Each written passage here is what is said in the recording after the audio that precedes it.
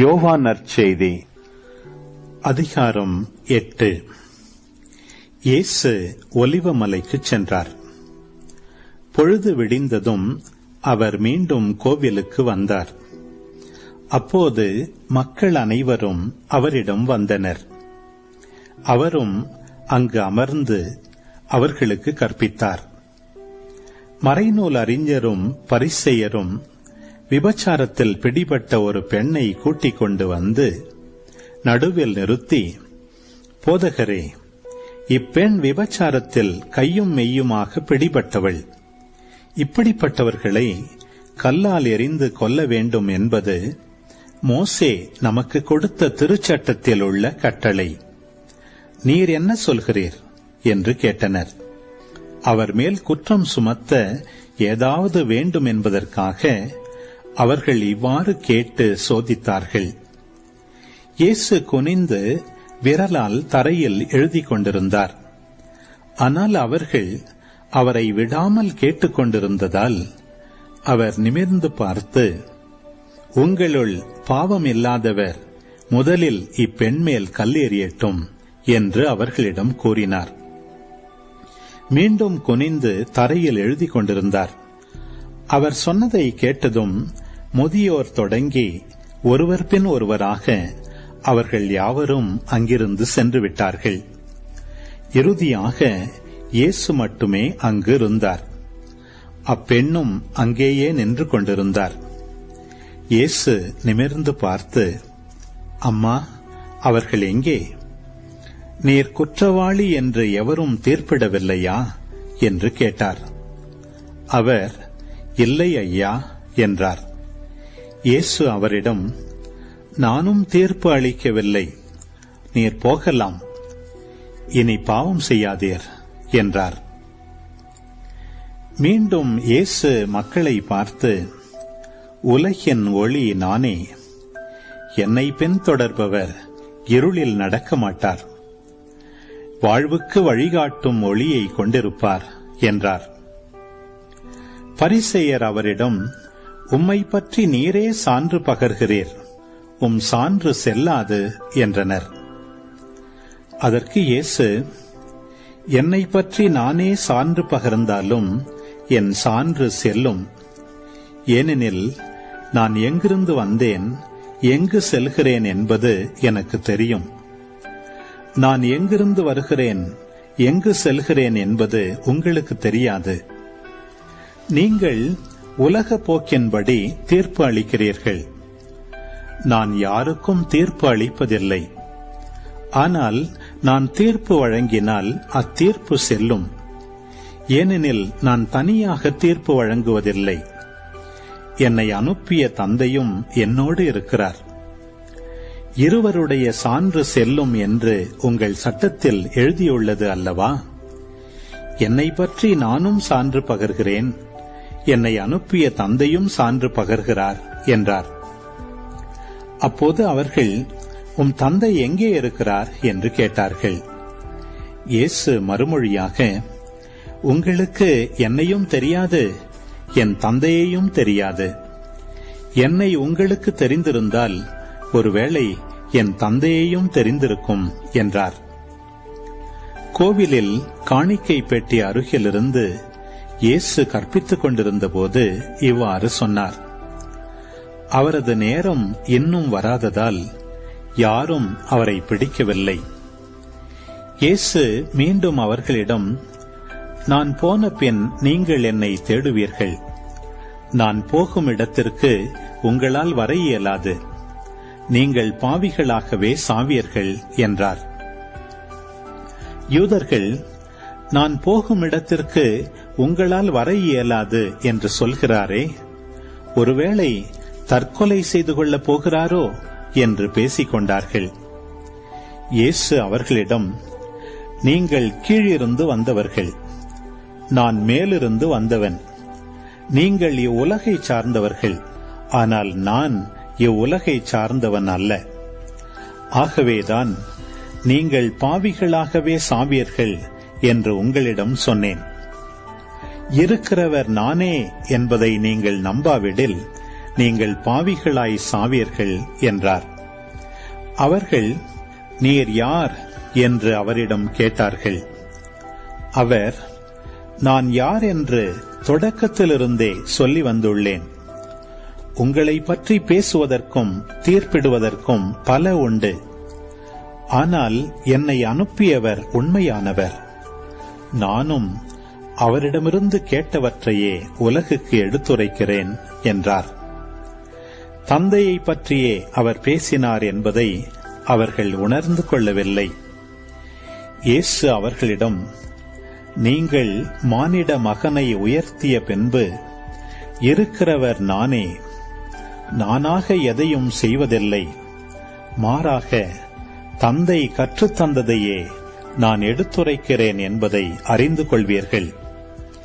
என்னை அனுப்பியவர் என்னோடு இருக்கிறார். அவர் என்னை தனியாக விட்டுவிடுவதில்லை.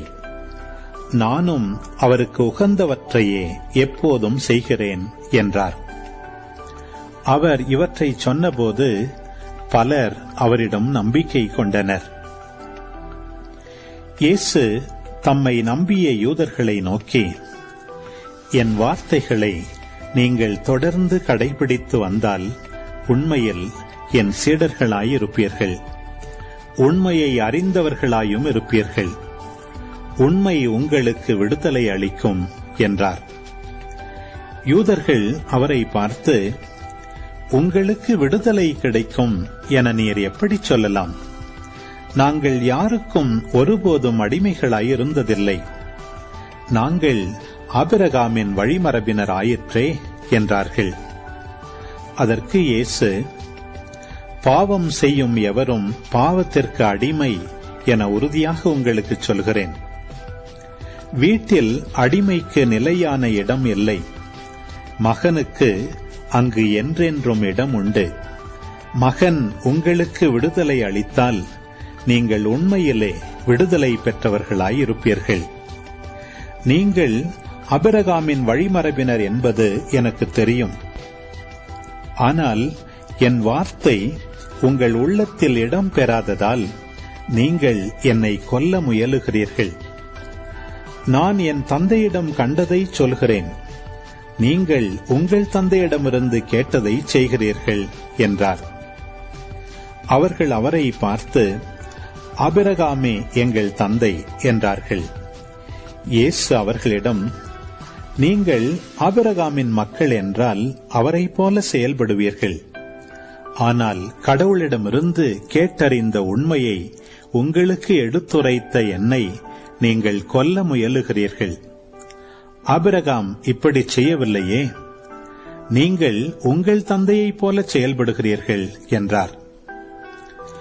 அவர்கள், நாங்கள் பரத்தமையால் பிறந்தவர்கள் அல்ல. எங்களுக்கு ஒரே தந்தை உண்டு, கடவுளே அவர் என்றார்கள். இயேசு அவர்களிடம் கூறியது, கடவுள் உங்கள் தந்தை எனில் நீங்கள் என்மேல் அன்பு கொள்வீர்கள். நான் கடவுளிடமிருந்தே இங்கு வந்துள்ளேன். நானாக வரவில்லை, அவரே என்னை அனுப்பினார்.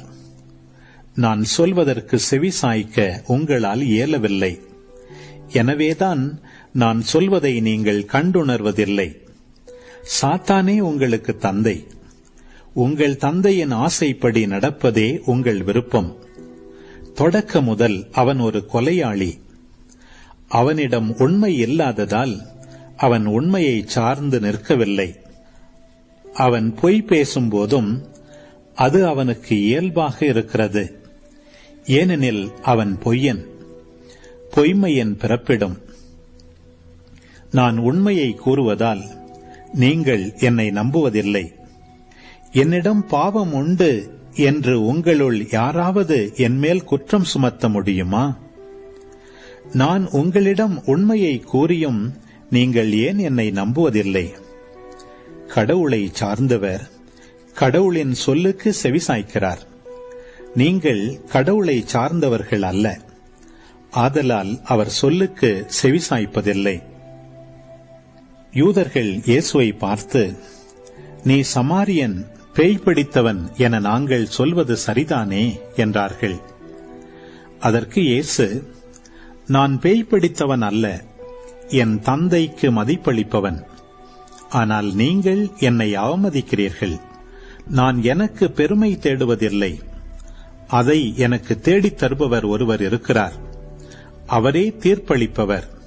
என் வார்த்தையை கடைபிடிப்போர் என்றுமே சாக மாட்டார்கள் என உறுதியாக உங்களுக்கு சொல்கிறேன் என்றார்.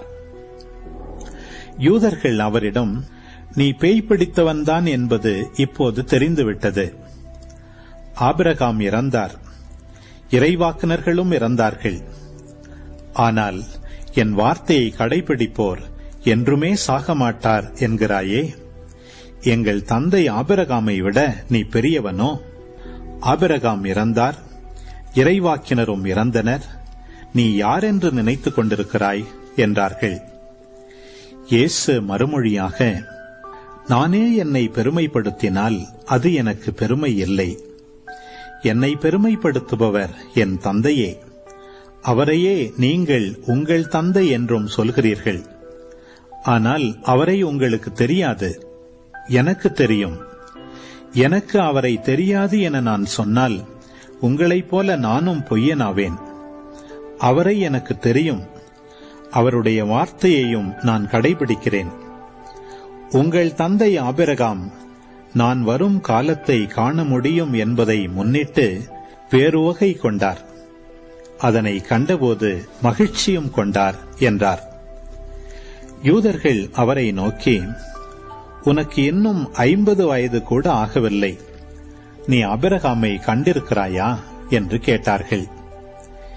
இயேசு அவர்களிடம், ஆபிரகாம் பிறப்பதற்கு முன்பே நான் இருக்கிறேன் என உறுதியாக உங்களுக்கு சொல்கிறேன் என்றார். இதை கேட்ட அவர்கள் அவர் மேல் எரிய கற்களை எடுத்தார்கள். ஆனால் இயேசு மறைவாக நழுவி கோவிலிலிருந்து வெளியேறினார்.